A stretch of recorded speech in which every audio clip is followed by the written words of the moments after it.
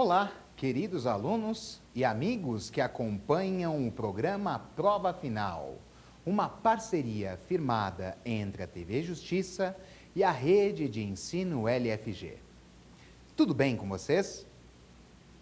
O meu nome é Emerson Malheiro. Sou advogado, doutorando e mestre em Direito e professor de Direito Internacional e Direitos Humanos na Rede de Ensino LFG. Para aqueles que ainda não conhecem o programa Prova Final, eu apresento para vocês. Ele é dividido em 3 blocos. No primeiro bloco, teremos o tema do dia: Convenção Internacional contra a Tortura e outros tratamentos ou penas cruéis, desumanos ou degradantes. Vou apresentar para vocês as principais características desse tratado internacional, bem como a sua incorporação no ordenamento jurídico brasileiro e a norma interna que cuida do tema. Caminharemos então para o segundo bloco, em que vamos encontrar o Pergunte ao Professor. Alunos de todo o Brasil elaborarão questões sobre o tema. É uma oportunidade em que poderemos aprofundar o assunto. Por fim, no último bloco, vamos acompanhar o X da questão. Perguntas extraídas de concursos públicos serão examinadas com a pertinência e profundidade necessárias para a sua cognição. Vamos agora ao tema do dia.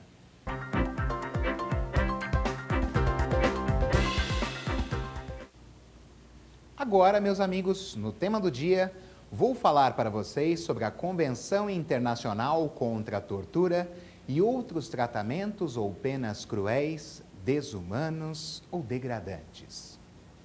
Vocês verão que esse Tratado Internacional de Direitos Humanos possui enorme relevância no cenário das relações exteriores, e a sua incorporação no ordenamento jurídico brasileiro faz jus a um tratamento em consonância com os interesses fundamentais. Porém, antes de ingressarmos na seara desse importante tratado internacional, é importante destacar que, historicamente, a tortura foi largamente empregada. E isso ocorreu desde a antiguidade. Sabemos que no início não existia qualquer norma para reger a conduta das pessoas em sociedade. Então, tendo a autotutela como uma característica fundamental, cada pessoa aplicava a sanção quando verificasse que seu direito havia sido violado. Claro que enorme desproporcionalidade se mostrava presente. E, ainda com o surgimento de normas para tutelar a vida das pessoas em sociedade, as penas eram muito cruéis e, não raro, a tortura era empregada.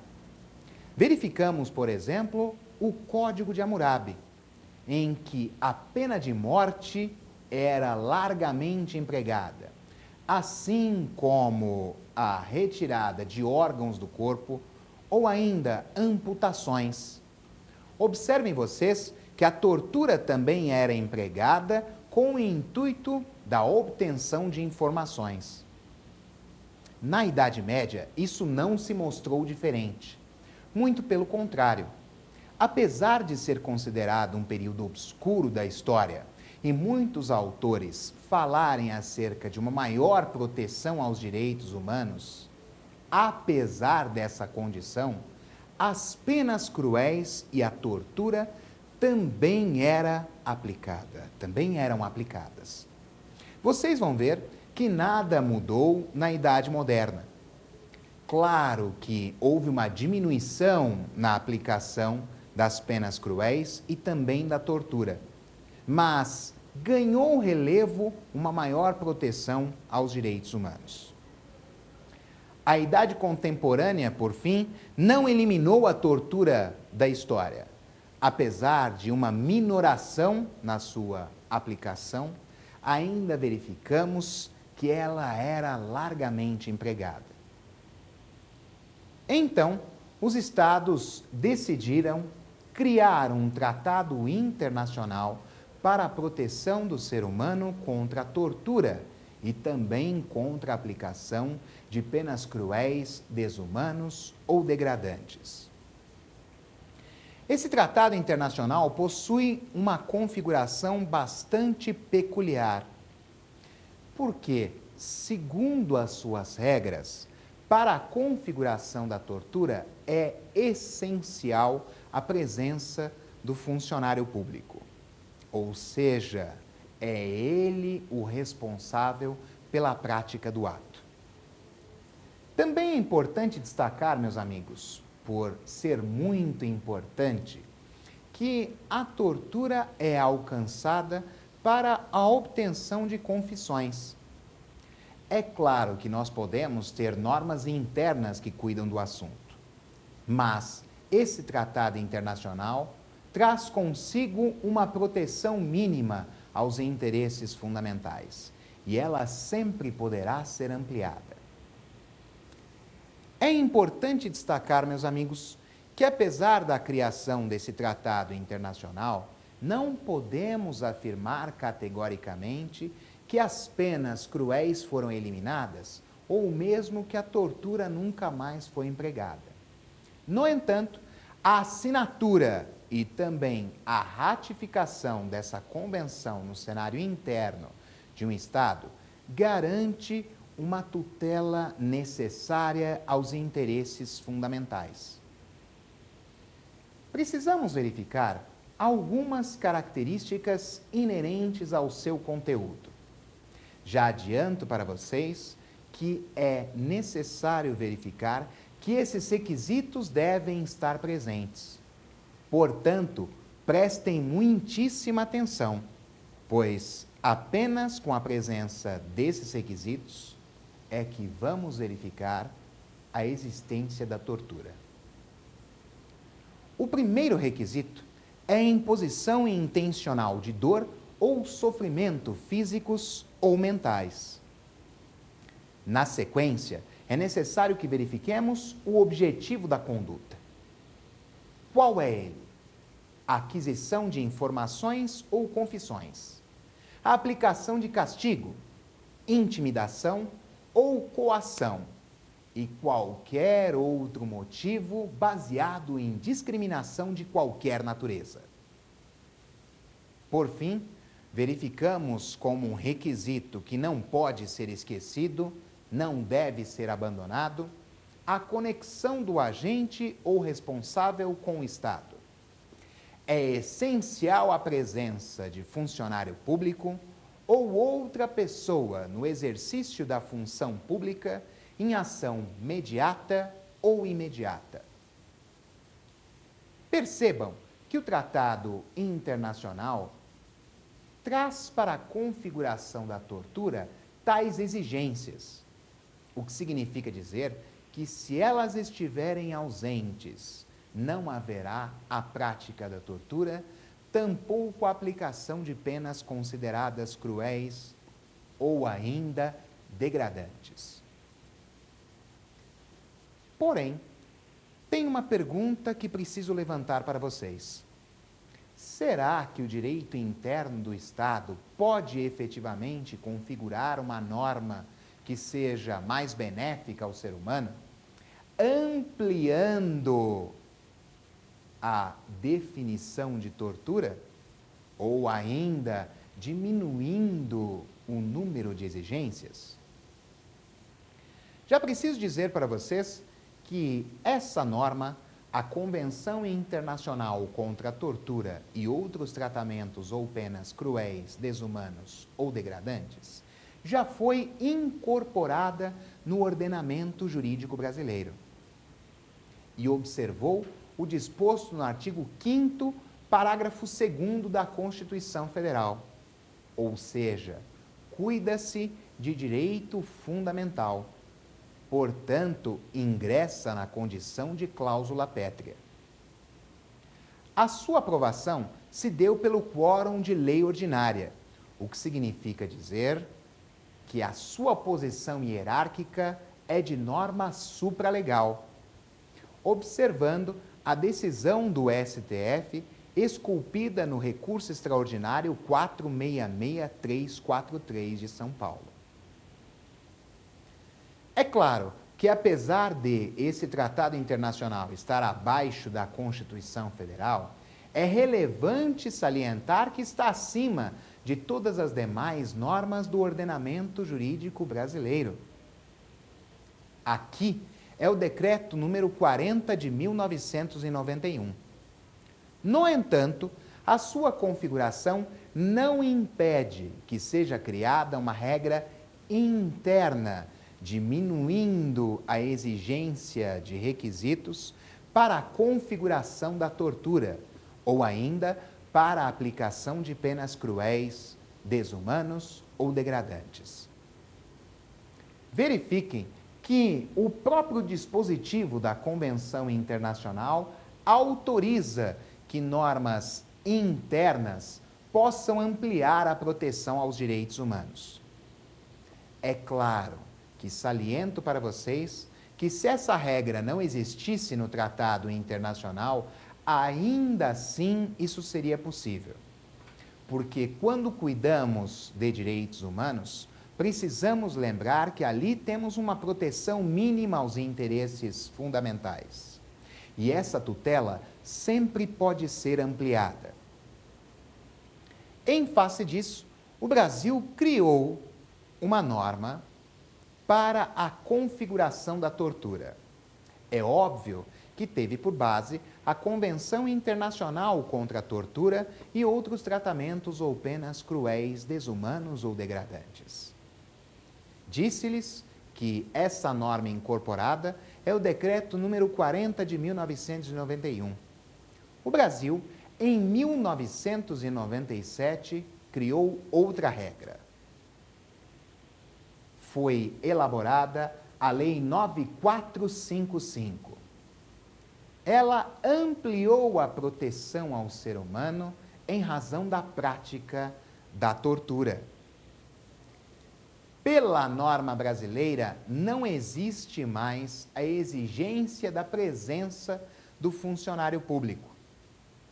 É possível, e sabemos disso, que um funcionário público possa praticar tal conduta. No entanto, não é condição essencial para a sua configuração. Desse modo, meus amigos, podemos verificar que qualquer pessoa pode praticar a tortura. No entanto, os demais requisitos não desapareceram.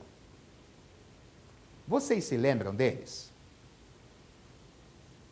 É essencial que a pessoa que realize a conduta queira alcançar alguma informação, tenha o desejo efetivo de obter uma confissão.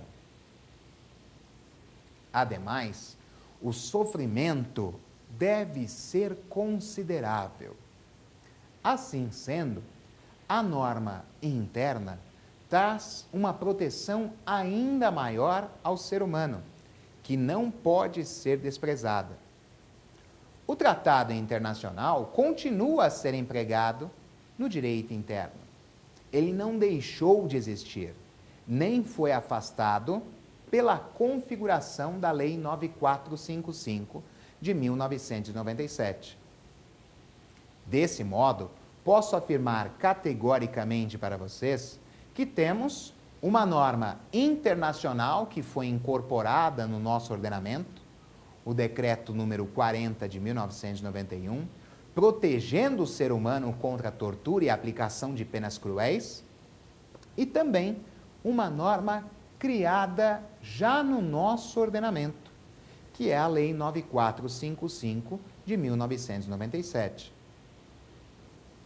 Preciso, então, informar que, naquilo que é pertinente a esse tema, a proteção é bastante grande, intensa, e, desse modo, a configuração da tortura se mostra presente sempre que qualquer pessoa tiver consigo a obtenção de determinada finalidade, já apontada aqui para vocês, e causar sofrimento intenso ao ser humano. É claro, meus amigos, que também é necessário que esteja presente pessoa determinada. Não se fala em tortura de forma genérica. É necessário que a violência tenha sido dirigido a uma pessoa que possa ser alcançada. Observem com atenção que não é necessário, não é essencial que ela seja identificada, mas torna-se fundamental que a conduta do agente se dirija a essa pessoa determinada. Na existência de uma convenção internacional e de uma norma de direito interno, verificamos a tutela em interesses fundamentais que observam a proteção da incolumidade física e psíquica do ser humano. Desse modo, não basta considerar que existe apenas a prática de violência física. Muitas vezes, a conduta do agente pode se dirigir contra a própria pessoa ou em relação a terceiro. Sim, porque o agente pode praticar a violência em relação a um indivíduo e, com isso, obter a confissão ou obter informações de outro. Isso, então, é bastante importante que analisemos, porque a ação do agente não se dirige apenas a uma pessoa. Podem ser diversas pessoas, desde que elas sejam determinadas. Mas não pode ser uma conduta genérica, ampla, sem uma direção específica. É claro que também nessa hipótese, se assim fosse considerado, afastaríamos a finalidade. E a finalidade na norma interna continua a ser uma exigência. Sabemos que em períodos consideráveis da história brasileira houve a prática da tortura, bem como a aplicação de penas cruéis. Desse modo, a incorporação da norma no cenário interno se mostrou essencial. É uma garantia para a proteção dos direitos humanos. E agora verificamos que a existência de pelo menos duas normas amplia e muito essa proteção. Conhecemos o período da ditadura no Brasil. Ali existem notícias de que a tortura era empregada com o intuito de se obter uma confissão, ou ainda para a obtenção de informações acerca de terceiros. Há notícias também de que muitas pessoas morreram com a prática da conduta pelos agentes. Em geral, verificamos essa prática pelo funcionário público. Mas a norma interna, a Lei 9455 de 1997, quis ir além, estabelecendo a tortura como uma prática realizada por qualquer pessoa.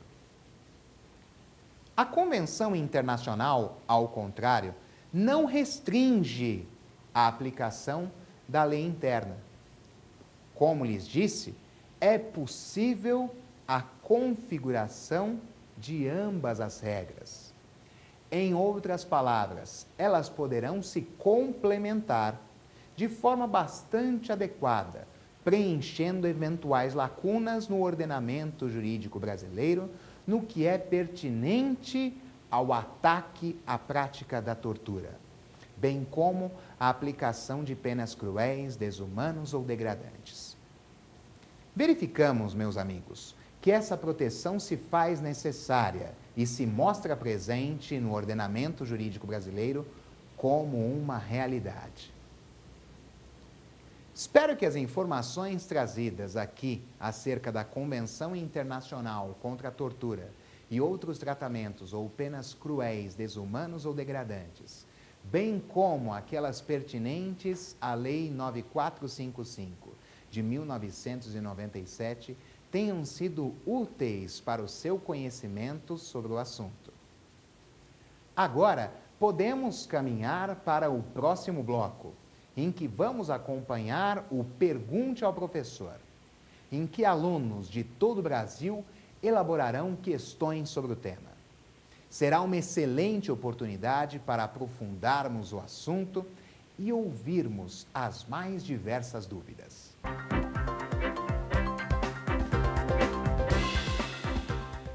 Temos agora, então, no segundo bloco, o Pergunte ao Professor. Vamos ouvir questões de alunos de todo o país. Você também pode fazer a sua pergunta. Envie uma mensagem para provafinal@aesapar.com. Será uma satisfação enorme respondê-la. Vamos então agora à nossa primeira pergunta.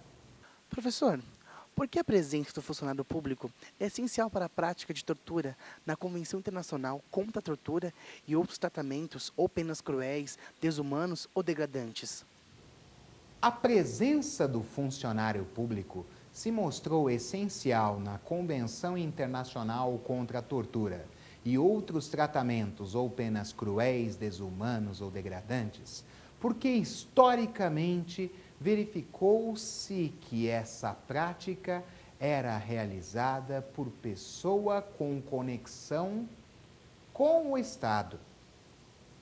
Desse modo, o que a Convenção fez foi facilitar a aplicação de suas regras no ordenamento jurídico de cada Estado, mas também dispôs, de forma bastante clara, a possibilidade de ampliação da proteção ao ser humano. Isso acontece porque sabemos, meus amigos, que nem sempre a tortura é praticada por um funcionário público. Mas ressalto, normalmente é. Em virtude disso, e com o intuito de garantir o maior número possível de adesões, a Convenção Internacional realizou a previsão, trazendo a possibilidade de o Estado, em seu direito interno, ampliar as suas disposições. É claro que não poderá o Estado aumentar o número de requisitos para a configuração da tortura. Caso o fizer, haverá um choque com uma das características dos direitos humanos, qual seja a proibição do regresso ou vedação do retrocesso.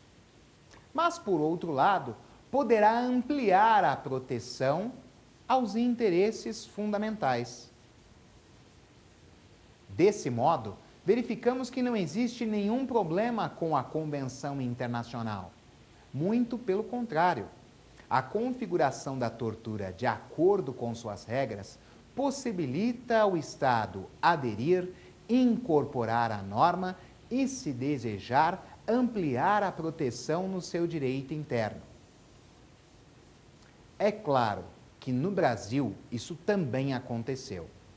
Como mencionei para vocês no bloco anterior, no período da ditadura, não raro havia a prática da tortura por funcionário público, por pessoa conexa ao Estado.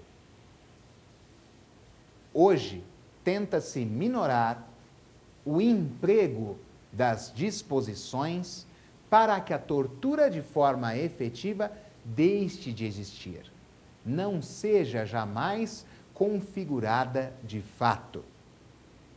Mas a sua previsão se faz muito necessária. Afinal, essa proteção aos direitos humanos mostra-se como uma verdadeira exigência no cenário jurídico brasileiro. Vamos agora à nossa segunda questão. Professor, por que a finalidade do agente é importante para a prática da tortura? A finalidade do agente se mostra bastante importante por uma razão muito simples.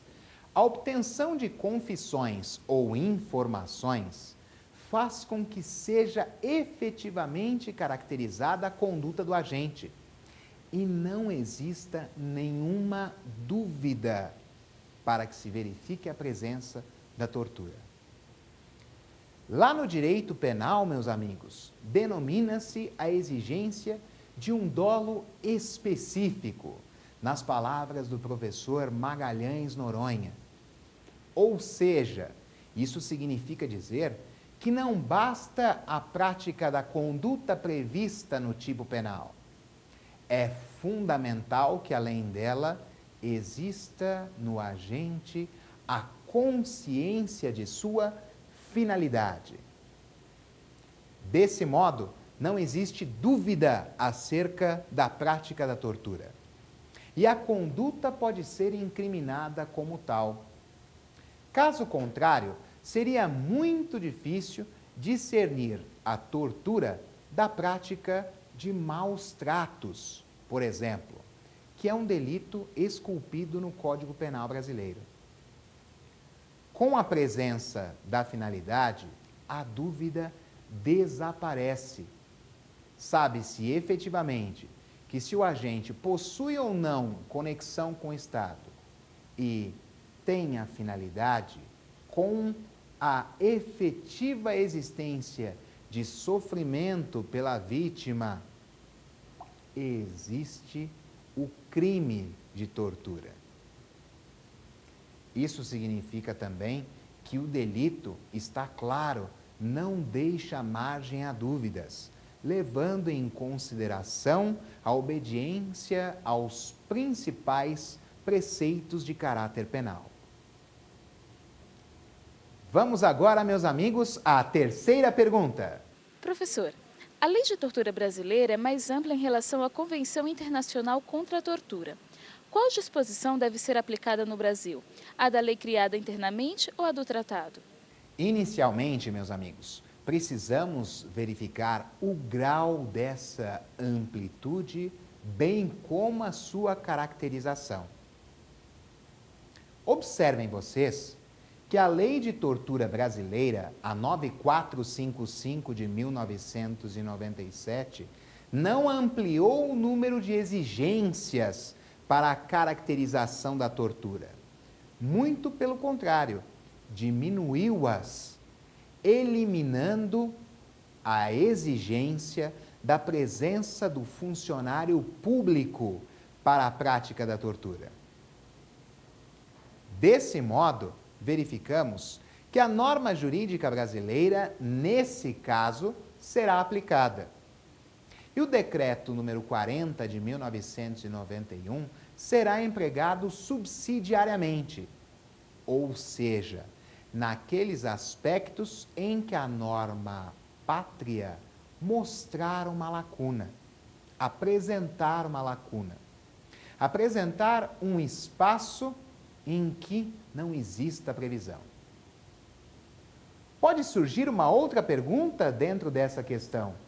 Ora, Malheiro, mas nessa hipótese, estamos diante de uma conduta que configura crime? Sem dúvida. E nessa hipótese, a Convenção Internacional que foi incorporada já se mostra no ordenamento jurídico brasileiro, trazendo informações suficientes para a sua aplicação. Qualquer pessoa se mostra protegida, se considera protegida contra a prática da tortura e também o emprego de penas cruéis, desumanos ou degradantes. Isso acontece por uma razão bastante simples. Temos duas regras que se complementam, que atuam conjuntamente no ordenamento jurídico brasileiro. é importante lembrar que o tratado internacional se mostra extremamente importante, porque hierarquicamente está no mesmo patamar de uma norma supralegal, ou seja, acima de todas as demais normas do ordenamento jurídico brasileiro e logo abaixo da Constituição Federal. Se as duas normas complementam-se, se as duas normas podem ser efetivamente aplicadas no nosso ordenamento, não há por que uma possa excluir a outra. Muito pelo contrário, seus dispositivos trazem uma completa proteção ao ser humano contra a prática da tortura. E como disse para vocês por algumas vezes no programa de hoje, a presença do funcionário público não se mostra mais como uma exigência, o que é louvável para a tutela de interesses fundamentais. Vamos agora à nossa quarta pergunta. Professor, tortura pode ser aplicada em circunstâncias excepcionais, como ameaça ou estado de guerra? A tortura jamais pode ser aplicada. Não podemos falar em sua aplicação no direito brasileiro em qualquer estado, nem mesmo de exceção. É claro que existem situações em que poderá ser empregada no Brasil o estado de defesa, o estado de sítio. Existe a suspensão de determinados direitos fundamentais, de acordo com os ditames da Constituição Federal Brasileira. No entanto, isso não possibilita a aplicação da tortura em nenhuma hipótese. Trata-se de prática que deve ser efetivamente repudiada faticamente no Brasil. Isso porque, como sabemos, ela já foi largamente empregada em nossa história. Falei de um período recente, levando em consideração a ditadura. No entanto, a tortura também foi empregada em nosso território no período colonial e ainda no Império. Dessa forma, não devem existir lacunas que possibilitem o emprego da tortura no Brasil. A proteção do ser humano deve ser completa, não trazendo nenhuma margem à dúvida no que é pertinente a essa interpretação. O estado de guerra não é uma exceção para que a tortura possa ser empregada, ainda que eventualmente um estrangeiro tenha trazido um ataque à soberania brasileira. Não há qualquer exceção para a aplicação da tortura. Ela deve ser afastada no Brasil. Historicamente, já verificamos uma série de problemas acumulados.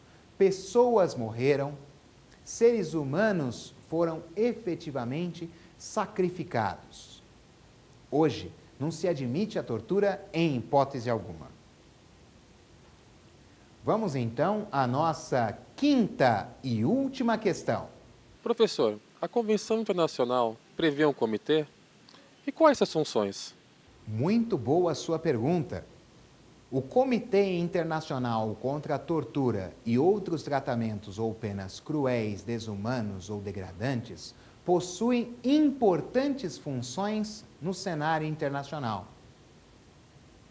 A primeira função observa o monitoramento para que a tortura ou as penas cruéis jamais sejam empregadas em um Estado.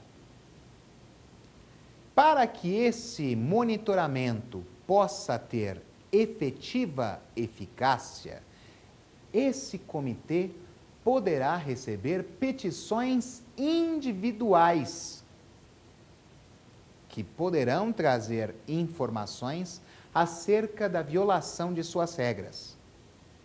Nesse caso, será que há uma intervenção do comitê nos assuntos internos do Estado? Posso lhes dizer que categoricamente não.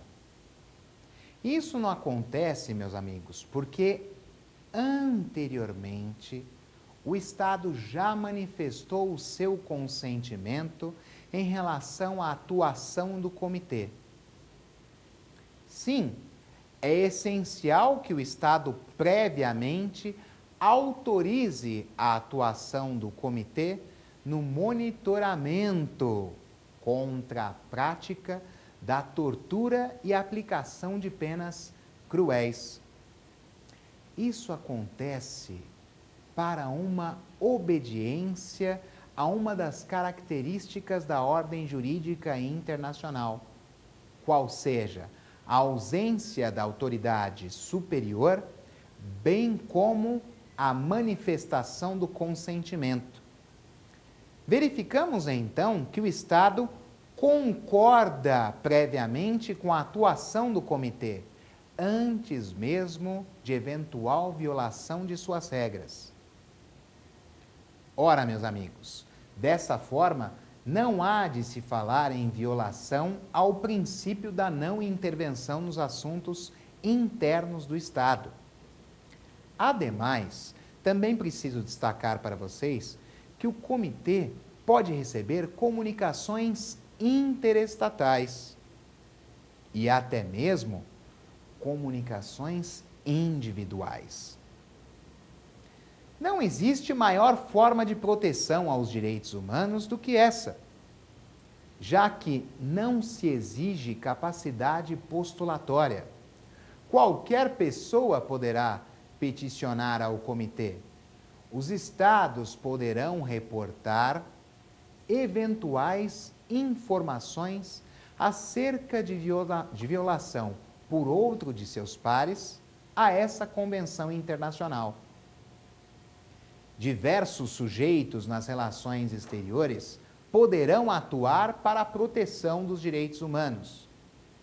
E isso se constitui como uma singularidade bastante importante inerente a essa convenção internacional. Independe de qualquer previsão no direito interno. A partir do instante que houve a assinatura do tratado internacional e a sua efetiva ratificação, o Estado já se submete às suas regras. Observem que a manifestação do consentimento do Estado no que é pertinente à atuação do comitê deve ser expressa, não pode ser tácita. O Estado, de maneira inequívoca, aduz a possibilidade de atuação do comitê, levando em consideração as suas regras de direito interno. E ainda que ocorra uma previsão no direito interno da atuação de um organismo internacional, ela não se faz necessária, não se mostra como uma exigência, em virtude dessa concordância prévia em relação à atuação do comitê. Tendo respondido as principais perguntas acerca do tema, podemos agora caminhar para o próximo bloco, em que vamos acompanhar o X da questão. Perguntas extraídas de concursos públicos serão examinadas com a pertinência e profundidade necessárias para a sua cognição. Vamos lá, meus amigos, vamos ver.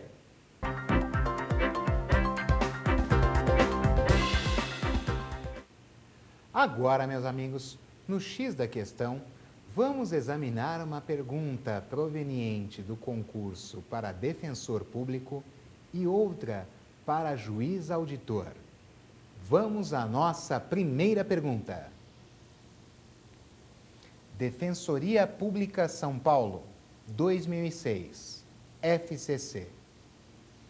Segundo a Convenção contra a Tortura e outros tratamentos ou penas cruéis, desumanos ou degradantes, ONU, 1984, para a caracterização da tortura é relevante. Alternativa A. Sua finalidade e irrelevante a intensidade do sofrimento causado. Como vimos na nossa aula, meus amigos, sabemos que a finalidade do agente é extremamente importante. No entanto, também se mostra como uma exigência a intensidade do sofrimento causado.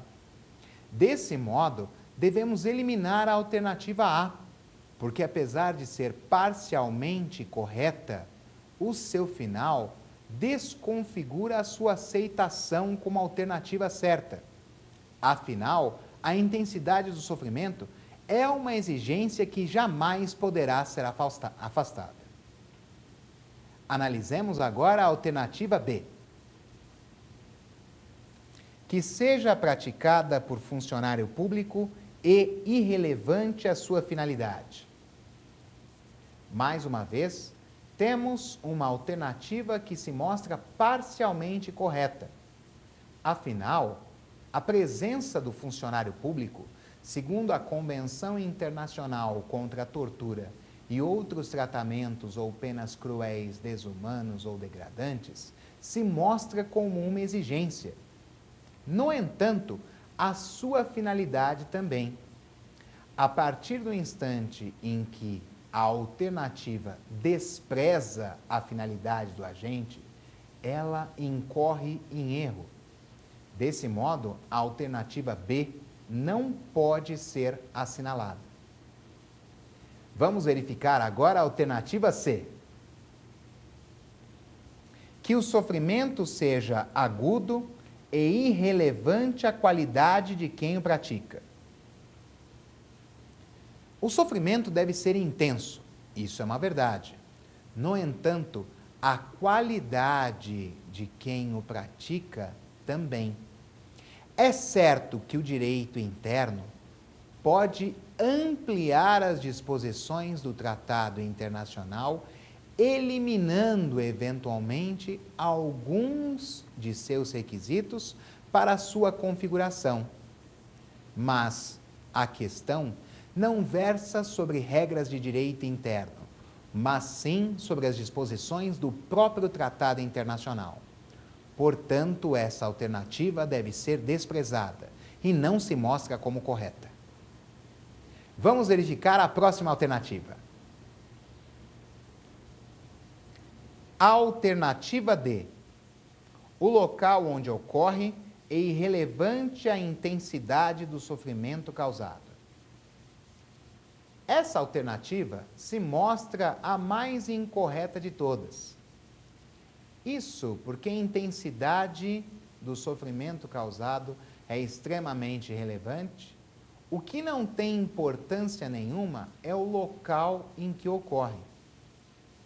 Nessa hipótese, nem mesmo o direito interno poderia somar mais um requisito, pois, como disse para vocês, seria flagrante o atingimento, a transgressão do princípio da proibição do regresso ou vedação do retrocesso, já que, uma vez concedido um direito fundamental, o Estado não pode diminuir sua proteção em relação aos interesses fundamentais.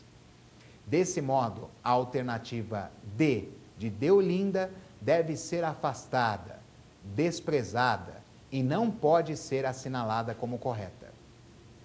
Vamos verificar agora a alternativa E. A finalidade do ato é irrelevante o local onde ocorre. Meus amigos, a alternativa E de Emerson se mostra como correta. Afinal, a finalidade do ato é extremamente importante para a configuração da tortura. O local onde ocorre não tem importância nenhuma. Assim sendo, na pergunta número 1, assinalem a alternativa E como certa resposta. Vamos agora à questão número 2. Juiz auditor substituto, STM 2005. Consoante dispõe a Convenção contra a Tortura e outros tratamentos ou penas cruéis, desumanos ou degradantes. Alternativa A. Circunstâncias excepcionais, como ameaça ou estado de guerra, poderão ser invocadas como justificativa para a tortura. Amigos, bem sabemos que o estado de beligerância não autoriza a prática da tortura. E assim, verificamos que se nem mesmo essa condição que se mostra mais grave poderá autorizar o emprego da tortura, quem dirá se houver apenas uma ameaça? Desse modo, a alternativa A deve ser desprezada, pois ela se mostra como errada. Vamos verificar então a alternativa B. Circunstâncias excepcionais, como emergência pública associada a atos de terrorismo, poderão ser invocadas como justificativa para a tortura. Amigos, muito se fala acerca de um direito penal do inimigo, em que se verifica na existência de terrorismo ou outro crime no cenário internacional, poderia-se falar em uma autorização para a prática da tortura. No entanto, isso não se mostra como verdadeiro. A prática de qualquer delito no cenário internacional não pode ser autorizador para o emprego da tortura.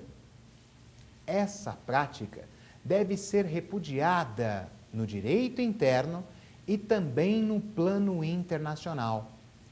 Desse modo, a alternativa B se mostra errada e não deve ser jamais assinalada. Vamos verificar agora a alternativa C. Caberá ao direito interno estabelecer as circunstâncias excepcionais que possam justificar a tortura. Imaginem, meus amigos, se fosse possível conceder aos Estados a prerrogativa para estabelecer hipóteses de prática da tortura. Isso tornaria o cenário internacional um verdadeiro caos, não é verdade? Afinal, cada Estado mostrar-se-ia em consonância com a sua soberania no direito de aplicar a tortura quando melhor lhe aprouvesse. Apesar de o Estado possuir uma qualidade que caracteriza o seu poder político supremo, no plano interno e também no cenário internacional, essa soberania hoje é flexível, o que significa dizer que, em determinadas hipóteses, existirá uma restrição.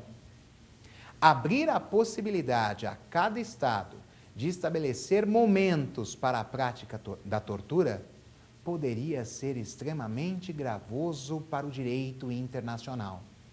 Desse modo, a alternativa C se mostra errada e não deve ser assinalada. Verifiquemos agora a alternativa D. Em nenhum caso poderão invocar-se circunstâncias excepcionais, como ameaça ou estado de guerra, instabilidade política interna ou qualquer outra emergência pública, como justificativa para a tortura.